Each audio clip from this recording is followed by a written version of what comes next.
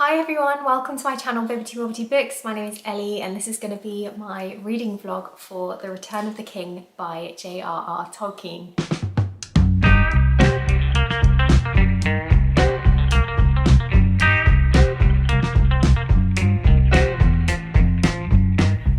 So I have been filming reading vlogs for all of the books in the Lord of the Rings series, so if you haven't seen them already I will link the Fellowship of the Ring and the Two Towers reading vlogs down below.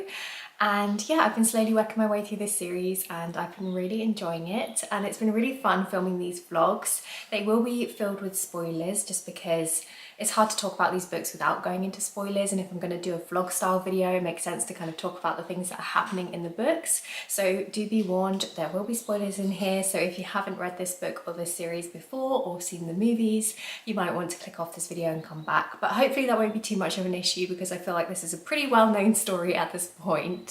So yeah, I'm very excited to get stuck into this reading vlog. Full disclosure, I did actually start this vlog on the weekend. So today is Monday and this weekend just gone, my husband and I actually went to the caravan. So my in-laws have a caravan on the north coast of Wales and we like to go there. It's just such a beautiful place and a beautiful location. And I started filming this vlog there, but unfortunately I can't use the footage where I'm talking because there's a part missing from my microphone setup, and so basically there's no audio and it's so frustrating. And also now I don't have my external microphone because I've lost that part, so I'm having to rely on the microphone that's actually built into the camera. So I'm really sorry if the sound quality is a little bit off in this video, but hopefully it's okay filming inside. It just didn't work when I was at the caravan because there was too much wind and stuff, so you couldn't hear me, but that's fine. I'm going to use some of the footage anyway. I've got lots of b-roll from when we went on this hike through the lakes and stuff, so I'm going to include that in this video because I feel like it's perfect for a Lord of the Rings vlog because the scenery is so beautiful and it just makes me think of the films. And the whole time I was out and about in the Welsh mountains I had the soundtrack from the movies playing in my head, so it's just a perfect backdrop. But anyway, let's start off with my thoughts and feelings so far. So The Two Towers, the previous book, ended with the fall of Isengard and with Pippin looking into that seeing stone and seeing Sauron. And so the beginning of this book starts off with Gandalf whisking Pippin away to Gondor, to the city of Minas Tirith, for his own protection. And my understanding is that Gandalf is doing that because he thinks Sauron is confused by seeing Pippin through the Seeing Stone, and maybe Sauron thinks that Pippin has the ring. So I think for Pippin's own protection he's taking him to the city of Minas Tirith where he can be kind of protected, but also to direct Sauron's forces away from Rohan, and also, more importantly, away from Frodo and Sam, who actually do have the ring and are on their way to go and destroy it. So I think that's kind of the reason why he's heading off to Minas Tirith. And on the way they notice that the beacons of Gondor are lit, which means that they are on the brink of war and they are asking for help from the neighbouring communities. So then Pippin gets to Minas Tirith and he meets Boromir's father, who is called Denethor, and Denethor actually already knows about Boromir's death. And I thought it was really interesting in the book because he kind of dismisses Gandalf. He's not really bothered about what Gandalf has to say about what happened, but he goes in on Pippin and he's interrogating him really intensely, and that makes me think that he knows about the ring and that maybe he thinks that Pippin has the ring, or he certainly knows about his whereabouts, and maybe he wants the ring for himself. So he's way more interested in grilling Pippin about what's happening and what he knows rather than Gandalf. And there's this weird kind of tension between Gandalf and Denethor. Both of them are obviously really powerful, influential people, and I don't know if there's a little bit of tension there for that reason. It feels like Denethor maybe is slightly threatened by Gandalf. He doesn't like him, he doesn't approve of kind of the things that he says and stuff. He's not happy to have Gandalf there, it seems. He's much more interested in Pippin, and I thought that was a really interesting scene. Then in chapter 2 we switch over to the other group. So we've got Aragorn, Legolas, Gimli and King Theoden, and also a bunch of Rohan riders. And Merry in particular is feeling a little bit lost and a little bit in the way. There's all of this talk of, you know, political machinations and getting ready for war, and he's just a little halfling and he feels like he can't really offer anything. So he's feeling a little bit, you know, useless and uncomfortable, and he's also really missing Pippin. There's actually a quote in the book that I wanted to read you because I thought it was really sweet that just shows their friendship. So this quote is from when Merry is about to leave with King Theoden because Aragorn is going to go off on his own path, which we'll get to in a minute. But Merry says goodbye. He could find no more words to say. He felt very small and he was puzzled and depressed by all these gloomy words. More than ever, he missed the unquenchable cheerfulness of Pippin. And I just thought that was so sweet. Just the description of Pippin being this unquenchable cheerfulness, and he really is. And I feel like it's easy to kind of dismiss that as not important, but actually you need that. You need cheerfulness, you need happiness to, you know, survive. Really, we all need that, and it's more important than I think is given credit for a lot of the time. And then yeah, Merry heads off with King Theoden. He's sworn fealty to him, and Aragorn goes off in a different direction because he looks into the Seeing Stone himself and he confronts Sauron, which is a really bold move. Firstly, he basically just reveals to Sauron that he is the heir of Isildur, and he shows off his sword and kind of strikes fear in the heart of Sauron, which is, yeah, a really ballsy move from Aragorn. And then he gets this vision, or he hears word from Arwen, who says that he should not dismiss the path of the dead or something like that. So he decides that he needs to go on this path of the dead, and that is the way forwards. Everyone thinks he's crazy because why on earth would you want to go to the path of the dead?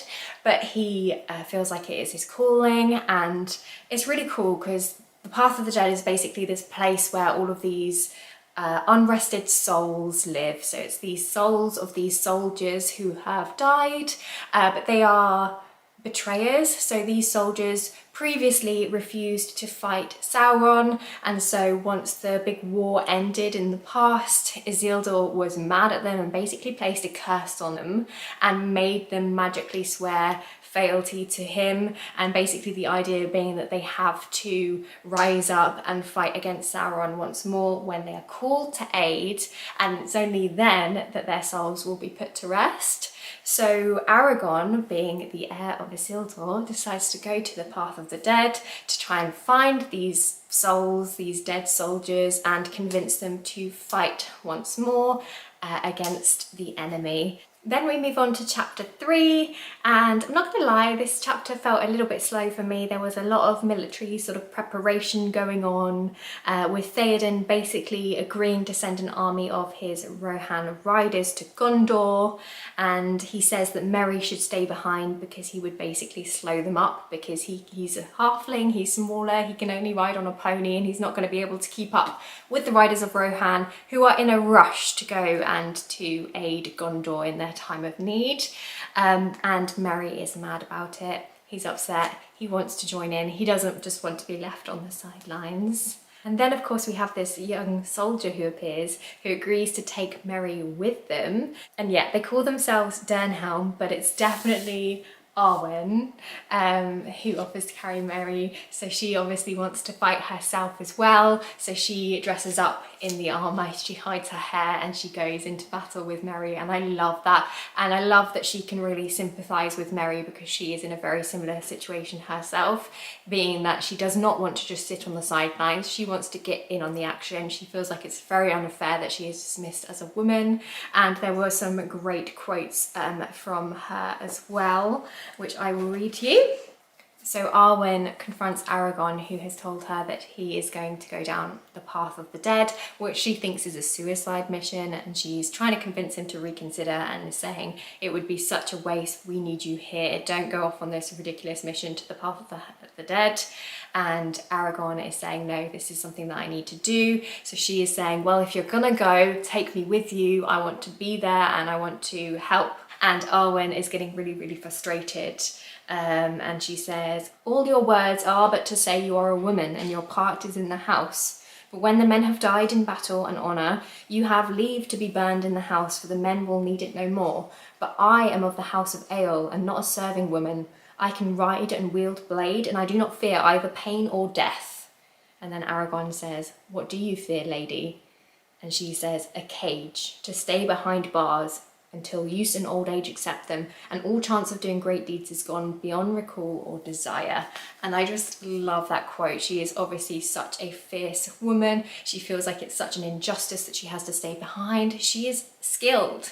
She has useful skills in battle, and she is not being permitted to use them. So yeah, she obviously feels very similarly to Merry, which is why she decides to help him and to go off in battle together.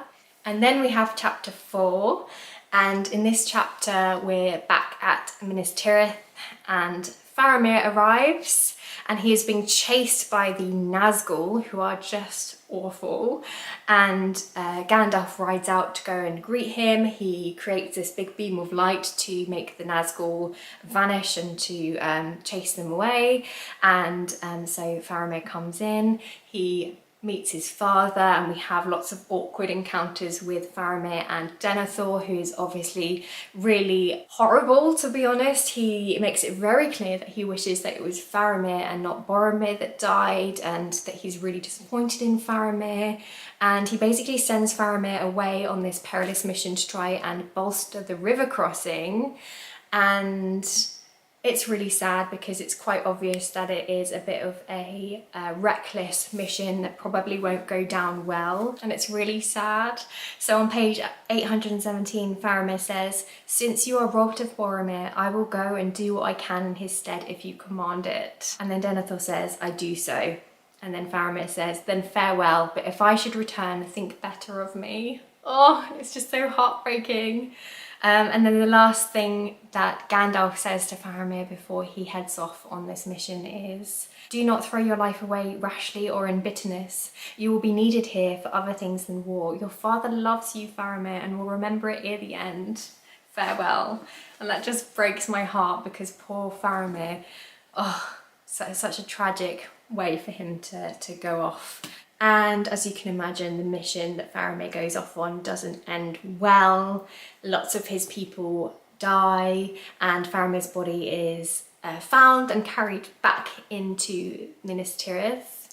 And it's at that point that Denethor kind of realises what he's done, I think, and he is just lost in utter grief and hopelessness, and he kind of loses his mind a little bit and decides to build this pyre to burn both himself and Faramir on, because he just wants to, he sees no other way out, I guess you could say. And it's really tragic because Faramir doesn't appear to actually be dead. It looks like he may be poisoned or something and might be able to make a recovery if he got some medicine in him. But Denethor is just completely gone and just obsessed with this idea now of them both burning together and that being it.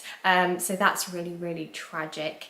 And then the chapter ends really epically with Gandalf standing off against this Nazgul lord, and he just stands his ground there, and that's a great moment where we see how epic Gandalf is, because the Nazgul are nasty. Like, I highlighted a passage here where Tolkien was describing the Nazgul, and they are just horrible. So it says, more unbearable they became, not less, at each new cry. At length even the stout-hearted would fling themselves to the ground as the hidden menace passed over them, or they would stand letting their weapons fall from nerveless hands, while into their minds a blankness came, and they thought no more of war, but only of hiding and crawling and of death.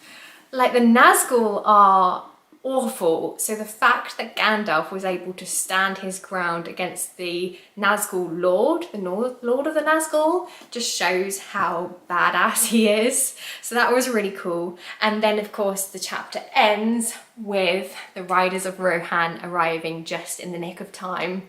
So that is such an epic conclusion to chapter 4, and that is where I am up to right now. So yeah, I'm excited to carry on with this book, and yeah, I've been talking your ear off already, so thank you so much for listening. I'm now going to share with you some footage from the weekend where we went and we hiked around the lakes in the mountains, so I hope that you enjoyed that, and then afterwards we will talk more about my progress through this book.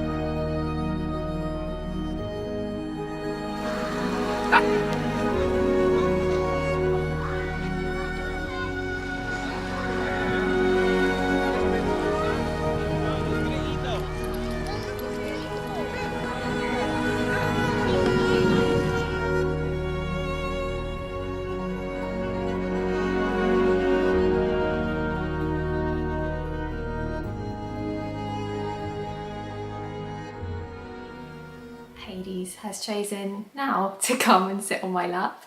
Perfect. Great. Are you going to help me with this, Hades?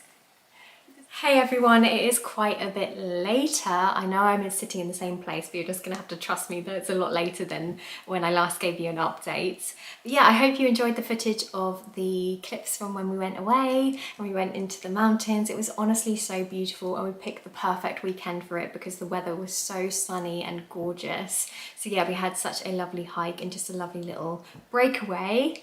And yeah, today I've been off work, which has been really great because it's meant that I've had the day to reset. So I've basically just been doing lots of boring stuff like doing loads of washing and cleaning and things like that. But whilst I've been doing all those things, I have of course been listening to The Return of the King. I'm listening to the version that is narrated by Andy Serkis, and I highly recommend that audiobook if you're looking to listen to the story, because he does just such a fantastic performance, doesn't he? He's such a great voice actor. So I've been really enjoying his performance, and my goodness, there have been some epic scenes since I last updated you. So I have actually read a fair bit. I have now just finished chapter 10, so I've reached part 2 of The Return of the King because this is split into 2 sections. And gosh, when did I last update you? I can't remember what happened. I think the Riders of Rohan were just about to join the battle. And my goodness, is it an epic battle. There's some really iconic moments. The Riders of Rohan are basically charging in and they're being attacked from above by these Nazgul winged creatures. And King Theoden gets knocked from his steed and is injured. And then of course we have the iconic moment where Éowyn reveals herself on the battlefield. I think I was referring to her as Arwen in my previous update. I'm really sorry. The names are very similar, aren't they? But I mean Éowyn. So Éowyn obviously was the one that disguised herself as a male soldier, and she takes Merry onto the battlefield with her. And then she confronts the Lord Nazgul. and it's so iconic. Basically, the Lord Nazgul says, "What are you doing? I can't be defeated by any living man." And then Éowyn takes her helmet off and reveals her long flowing golden hair and is like, "I am no man, I am a woman." And then she frigging beheads the Nazgul creature, which is so badass. And then of course the Lord is mad, so he charges after her and he knocks her down, and just as he's about to make his killing blow, then Merry comes out of the shadows and stabs him in the leg, which gives Éowyn an opening to thrust her sword into his helm and defeat the Lord Nazgul, which is just such an epic moment. So I loved that scene. But then of course we have the sad moment where King Theoden dies. So unfortunately he was injured really badly when he got knocked from his horse, and he ends up dying, and that is so sad, especially when he says to Merry that he, you know, he's really sad that he's not going to ever be able to listen to him talking about his herb lore. That's just so sad. I was actually really attached to King Theoden in the books, which is strange because he's a character that I didn't really find that memorable in the movies. I was never really that bothered about him as a character, whereas in the books he just reads like such a gracious king. He's kind, he's loyal, he's a great, you know, respected leader, and he's just a stand-up guy. So I was really sad when he came to his end. But yeah, and then obviously Aragorn shows up with his frigging army of the dead, which is really cool, and basically just plows down the rest of the orcs and the battle is won. So that's really cool. And then what happens after that? Then we go into the, I think it's called the House of Healing or something. So a lot of the injured soldiers go into this place to be healed. And we see quite a lot of cool ranger abilities from Aragorn that you don't see in the movies. So in the books we see him using these magic herbs to cure people, and I really loved all the descriptions of that kind of magical herb healing powers. So I'm just going to read you a little bit actually, because I think it's really beautiful the way that it's described. So there's a moment where he is healing Faramir, because Faramir is saved by Gandalf. I forgot to mention that. In Minas Tirith, of course, we had Denethor, who was building this pyre for Faramir. We find out that Denethor was actually being manipulated because he had his own seeing stone. So Sauron was basically showing him these images of doom and gloom and basically made him feel completely hopeless. So Denethor felt that the only thing that he could do was to take charge of his own death and to die alongside his son, which is why he built this pyre up and things. And we also find out that he was hugely paranoid and he thought that Gandalf was wanting to take power of Gondor for himself, yada yada. But Gandalf does manage to save Faramir before Denethor lights the pyre, and then Aragorn saves him. And yeah, there's this description of him using his ranger herby magic powers, and it sounds really cool. So it says, "Then taking 2 leaves, he laid them on his hands and breathed on them. And then he crushed them, and straightway a living freshness filled the room as if the air itself awoke and tingled, sparkling with joy. And then he cast the leaves into the bowls of steaming water that were brought to him, and at once all hearts were lightened, for the fragrance that came to each was like a memory of dewy mornings, of unshadowed sun in some land of which the fair world in spring is itself but a fleeting memory."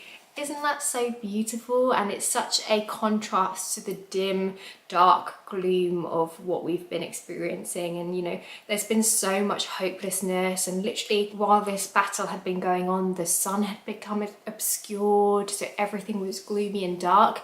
And then we have this herb that Aragorn uses, and it's this like memory of brighter days, and it brings that hope and also that kind of healing power of nature as well, with the sort of the links to sort of dewy mornings and the unshadowed sun. And again, it's that kind of light versus dark thing going on. So yeah, I really liked those descriptions. And yeah, Aragorn heals a bunch of people because he's just awesome like that. And basically rumours start going around. People start noticing that not only is he this fearsome warrior that showed up in the nick of time, he also is a healer, and he, you know, spends a lot of time healing the people who have fought for him. And so he's basically winning over the crowd, and people are starting to refer to him as the King Returned, hence the name of the book. And so he's building up this great reputation for himself. And then the section ends with Aragorn and everybody discussing what to do, and they decide to amass an army to go to the doors of Mordor to basically try and distract Sauron from Frodo and Sam. So they go to kind of make this final stand, I guess. And yeah, they meet this horrible character who's called the Mouth of Sauron, who isn't in the movies. Well, he is in the extended version of the movies, but he's not in the shorter movie. But he's this horrible character, and he basically shows Aragorn and Gandalf and everybody Frodo's armour, Frodo's mithril chainmail, and basically makes out that they have Frodo and Sam in captive, and that unless they want Frodo and Sam to be tortured for eternity, then they need to stand down. But Gandalf isn't being fooled by his words, and he says no. And then another battle ensues. The gates open and they're swarmed by orcs. And the chapter ends with Pippin going down. So Pippin has his moment. He stabs one of the enemies, which is pretty cool, but he does end up getting knocked out. So that is a bit of a cliffhanger there. And then the final words of the chapter are, "The eagles are coming, the eagles are coming." And that is how the first half of this book ends. What a wild ride. It has been so epic. I've been enjoying it a lot, and yeah, I'm looking forward to getting stuck into the second chapter and catching up with Sam and Frodo and their journey, although I just know it's going to be heartbreaking, so I'm a bit nervous. But yeah, very much enjoying this book, if you can't tell. But anyway, I'm going to put the book down now, and I'm going to chill out for the rest of the evening. I'm going to make some dinner. I'm probably going to play some video games, or maybe watch some trashy TV or something. Do something a bit different from reading, because I've read quite a lot today. And then tomorrow I'm back in work, but I will do some reading in the evening, and I will of course catch you up as and when I have a update for you. So yeah, I hope you're enjoying this vlog so far, and I will catch you again tomorrow.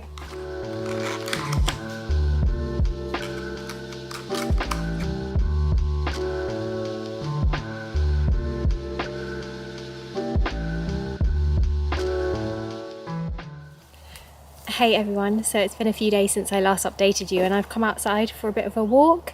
Hopefully you can hear me okay without my external microphone. But yeah, I've basically just been working for the past few days, and I've been sat at my laptop, so I felt like I needed to come out and get some fresh air and stretch my limbs. So I've just been out for a little bit of a walk by the brook, which has been lovely. But yeah, since I last spoke to you, I have read a couple of chapters. So I've just finished the chapter which is called Mount Doom, and that seemed like a very appropriate place to stop and talk to you, because my goodness, what a crazy few chapters it's been. It's been intense, it's been heartbreaking. Am I okay? I don't know. My heart has been broken, and it's been a lot. So basically, part 2 of the book opens with Sam rescuing Frodo. So Frodo at the end of the last book was captured by orcs and taken to this tower. Sam went after him and rescued him, and the two of them snuck out of the tower into the night dressed as orcs, so they're in disguise, and we've basically been following them as they've been continuing on their perilous journey towards Mount Doom. And the two of them have just pushed and pushed to their absolute limits. Frodo in particular is just completely lost. There was this really sad moment where Sam was trying to cheer Frodo up by reminding him of good things, and he says something along the lines of, "Do you remember the rabbit that we had? And do you remember when I saw an Oliphant?" And Frodo is like, "No, Sam, I can't remember any of that. I can't remember what the sun looks like. I can't remember what flowers are. All I can see is like fire and doom." And that's just so tragic. And then of course we had the moment where Sam carries Frodo up the mountain. So when he is completely exhausted and can go no further, Sam of course has that famous line where he says, "I can't carry it for you, Frodo, but I can carry you." And he carries him up the mountain, and Sam is just such an amazing friend. His fierce love for Frodo is what keeps the two of them going. And you know, Sam's had it rough too. He's really felt hopeless a lot on this journey, and he's only really been able to keep going because he's had these few moments, these little glimmers of hope. For example, there was this moment where the skies cleared for a second and he saw a star in the sky, and just the sight of this star behind the clouds gave him enough hope to just push it a little bit further. And my goodness, the two of them are so brave. And then of course you have the moment where Frodo goes into Mount Doom and he's standing on the precipice and he's not actually able to let go of the ring and destroy it. And it's only when Gollum sneaks up and like attacks Frodo, and Gollum bites off Frodo's finger which has the ring on, and then in the sort of kerfuffle Gollum ends up falling into the fires himself, and it's only then that the ring is destroyed. And I thought that was a really cool moment because it just goes to show that no one is able to actually give up the ring, and Frodo has been able to take it so far. He's been so strong, he's taken it all the way to Mount Doom, but he's still not able to let go, and it's only when Gollum attacks him that it finally happens. And then the chapter ends with a really amazing quote where Frodo is reflecting on what Gandalf said previously, and Gandalf said something like, Gollum is going to have his moment, Gollum is going to be important in the end. And it's true, because if it wasn't for Gollum, the ring would never be destroyed. So thank goodness that Gollum survived, because there was a lot of moments throughout the books where Gollum could have been killed, but Frodo and Sam showed him mercy, and thank goodness they did, because he was needed in the very end. So yeah, I thought that was a really epic conclusion to that chapter. And yeah, that's where I'm up to. I'm a bit surprised because we still have quite a few chapters to go and the ring has already been destroyed, so I'm not sure what content is going to come next in the books, but I'll keep you posted. Anyway, I'm going to insert some footage now from my walk that I've just had, and then I'm going to go home, have some dinner, do some more reading, and then I will catch you up on my final thoughts and feelings once I finish the book.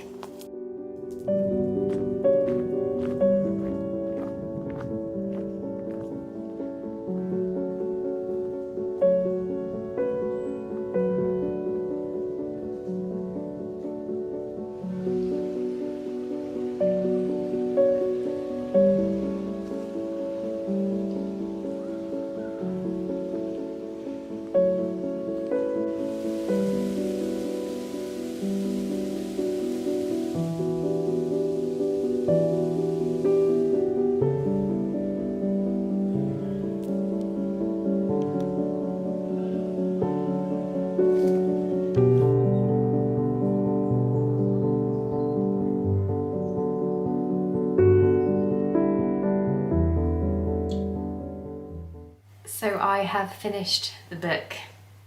I have finished The Return of the King by J.R.R. Tolkien, and I had a really fun time reading the books and filming these vlog videos, so thank you so much for watching. I'm not gonna lie, the last few chapters in this book did lose me a little bit, just because obviously the main quest finishes. So Frodo destroys the ring and that's kind of the end of it.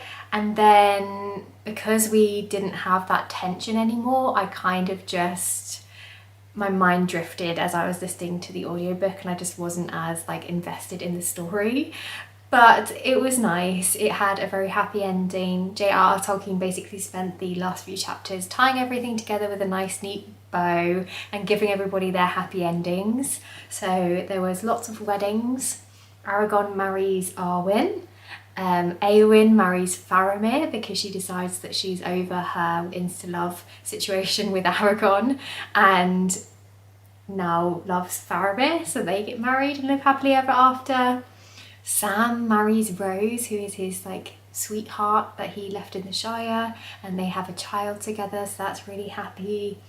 King Theoden gets laid to rest in his hometown, and the Ents claim back Isengard, which is a happy ending.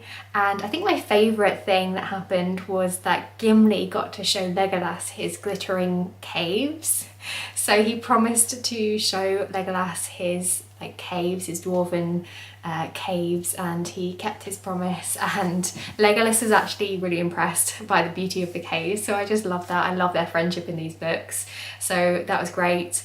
And then the hobbits return to the Shire, and the Shire is different. So the Shire has kind of been taken over and is being ruled by these bullies, and there's definitely themes of industrialization going on there because the trees have all been cut down and these big factories have been built and are billowing smoke out into the atmosphere and everything. So the Shire is kind of ruined in a way, but Merry, Pippin, Frodo and Sam managed to encourage the hobbits to rise up against their oppressor and to take ownership of the Shire again, and they boot out Saruman who was there, and yeah, it's all a very happy ending. The only thing that's like slightly sad is that Frodo is the only one really that can't move on, so he's been through too much, I think, and the ring was too much of a burden for him to be able to just let go.